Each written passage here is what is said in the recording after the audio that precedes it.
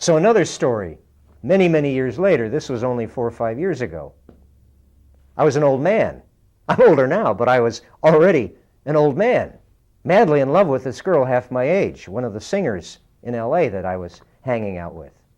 Outrageous, illicit, impossible, out of reach. Some old men can make it with young girls, but generally you have to have some money or some kind of something going on.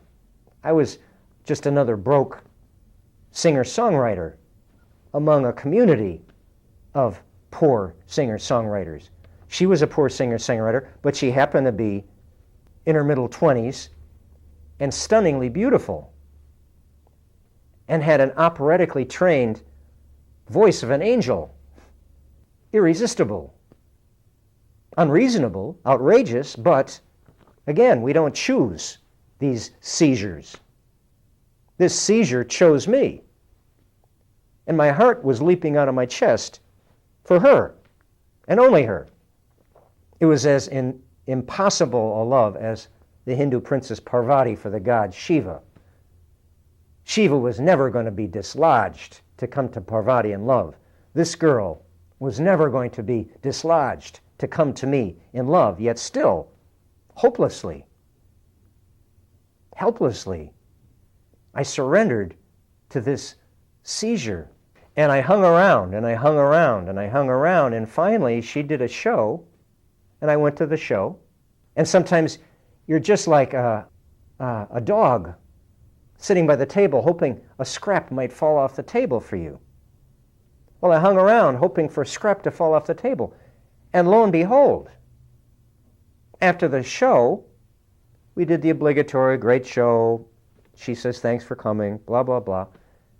Then somehow the word gets out, oh, there's going to be an after party at so-and-so's. Well, there's no doubt in my mind, I'm showing up at the after party. Let's see what happens. That's the way it is with Amor. That's the way it is with the shaman scratching what itches, following the bouncing ball, following the trail of crumbs through the enchanted forest. So I show up at the after party. I was the first one to get there. And I'd only been there once before, but that had been quite a while. And now I'm there on this dark street out in the valley of LA, San Fernando Valley, and I'm kind of thrown a little bit. I'm bewildered because no one's here. Where's everyone? Just a black street. And this was a weeknight. It was like a Thursday night. Here it is. It's like midnight. I'm saying, I'm on the right street.